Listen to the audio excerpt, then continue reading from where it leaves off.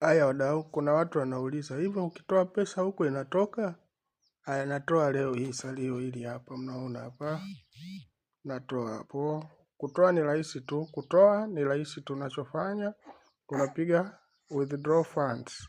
Kwa hiyo ukipiga withdraw fund inakuja hapo, inafunguka. Umeona, unaandika hapo amount unataka. Kwanza una copy address yangu hiyo, nakuja na paste hapo.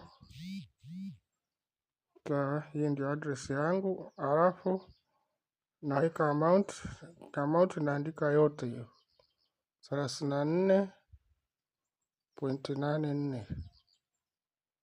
Tayari, sawa. Napiga, nikitoka hapo sasa kila kitu kiko fresh, napiga withdraw funds. Sawa, inanileta sehemu hii hapa. Hapa sasa natakiwa, umeona amount ya Bitcoin itakayopokea ni hizi hapa. Hii hapa ndio Bitcoin. Kwa hiyo hapa natakiwa niweke pin code, alafu niweke na Google Authenticator code. Kwa hiyo nitapause kuweka hivyo, alafu nimalizie. Kama mnavyoona hivyo tayari, napiga submit. Wanasema you have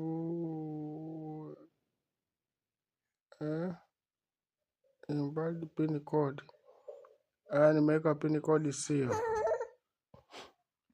Ngoja nifanye tena hapo.